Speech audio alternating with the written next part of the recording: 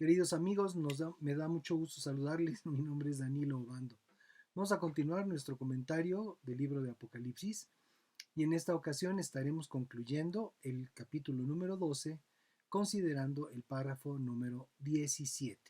La escritura nos dice así: Entonces el dragón se llenó de ira contra la mujer y se fue a luchar contra el resto de sus descendientes, es decir, contra los que obedecen los mandamientos de Dios y tienen el testimonio de Jesucristo. La mujer que dio a luz en el verso 13 no era el objetivo principal del dragón, sino, como vemos en el párrafo 4, era devorar al hijo varón en cuanto naciera, pero su intención fue frustrada cuando ese hijo fue arrebatado para Dios y su trono, como vimos en el párrafo número 5. Entonces, luego de ser expulsado del cielo y hallarse derrotado en la tierra, lanzó su ira contra la mujer que huyó al desierto.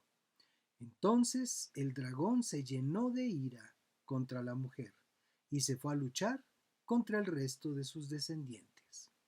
Ya hablamos de la relación que existe entre la promesa dada a la serpiente en Génesis 3:15, luego de haber engañado a Eva en el Edén, y la misión de la simiente de la mujer de aplastar su cabeza. Entonces, al no poder ir directamente contra la mujer, que ha sido llevada a una condición de protección y abrigo luego de haber dado a luz, entonces este dragón, que ya la misma escritura define en el verso 9 como la serpiente antigua, diablo y Satanás, se lanza en contra de la descendencia de la mujer, a quienes Juan define así, es decir, contra los que obedecen los mandamientos de Dios y tienen el testimonio de Jesucristo. Se ha dicho en diversos foros que la que nosotros llamamos la iglesia de los discípulos, y no es otra cosa sino la iglesia del Señor de los tiempos del fin, no pasaría por sufrimiento alguno en esto, que no es otra cosa sino la gran tribulación señalada por Jesús, referida por Mateo en el capítulo 24, versos 21 y 22 de su versión del Evangelio. Porque entonces habrá una gran tribulación, como no la ha habido desde el principio del mundo hasta ahora, ni la habrá jamás. Si aquellos días no fueran acortados, nadie sería salvo, pero serán acortados por causa de los escogidos. Pero aquí leemos que el dragón se lanza contra los que obedecen los mandamientos de Dios y tienen el testimonio de Jesucristo. ¿Y quiénes son estos sino la iglesia de Cristo? Otra posible respuesta sería aquellos que por las calamidades de la gran tribulación llegan al conocimiento del Dios vivo y de su Cristo. Aquellos que quizás serán salvos por las malas, dicho así porque por ignorancia o indiferencia no se ocuparon de conocer a Dios en sus tiempos de bonanza, cuando todo les salía bien.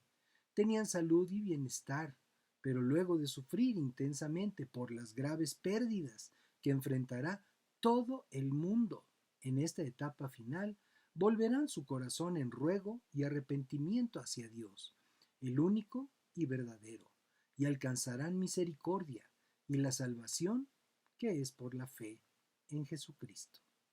Juan escribe en su primera carta, en el capítulo 2, algunas claves sobre obedecer a Dios en los versos 1 al 6. Hijitos míos, les escribo estas cosas para que no pequen. Si alguno ha pecado, tenemos un abogado ante el Padre, a Jesucristo, el justo, y Él es la propiciación por nuestros pecados, y no solamente por los nuestros, sino también por los de todo el mundo. Con esto podemos saber que lo conocemos si obedecemos sus mandamientos.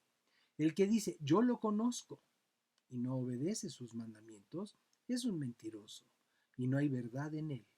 El amor de Dios se ha perfeccionado verdaderamente en el que obedece su palabra, y por esto sabemos que estamos en él. El que dice que permanece en él debe andar como él anduvo. Cristo es nuestro abogado. Cristo es propiciación por nuestro pecado y los del mundo. Obedecer sus mandamientos es conocerlo. El amor de Dios se perfecciona en quienes obedecen su palabra y obedecer su palabra nos permite la convicción de que estamos en Él. De manera que aquellos que logren su salvación, aunque sea de panzazo, por decirlo de alguna manera, habrán de haber cumplido con estos principios igual que cada uno de nosotros, sus hijos e hijas. Y también podemos recordar aquí aquellas almas mencionadas en el capítulo 6, verso 9 al 11 de este libro. Al abrir el cordero, el quinto sello, debajo del altar vi a las almas de los que habían muerto por causa de la palabra de Dios y de su testimonio. A gran voz decían: Señor, santo y verdadero, ¿hasta cuándo seguirás sin juzgar a los habitantes de la tierra y sin vengar nuestra sangre? Entonces se les dieron vestiduras blancas y se les dijo que descansaran todavía un poco más de tiempo, hasta que se completara el número de sus consiervos y hermanos, que también sufrirían la muerte como ellos. En el libro de Eclesiastés, en el capítulo 3, se destaca el tiempo para cada cosa, y el verso 4 declara: el momento en que se llora y el momento en que se ríe, el momento en que se sufre y el momento en que se goza. Los tiempos del fin son tiempos de sufrimiento, pero aún en ello, para algunos, a quienes se refiere este último párrafo del capítulo 12, ese llanto será tornado en gozo, y como dice el capítulo 30, versos 11 y 12 del libro de los Salmos: tú cambias mis lágrimas en danza, me quitas la tristeza y me rodeas de alegría, para que cante salmos a tu gloria. Señor mi Dios, no puedo quedarme callado, siempre te daré gracias. Sigamos atentos. El Señor nos sigue revelando su palabra. Bendiciones y paz. Nos vemos en la siguiente.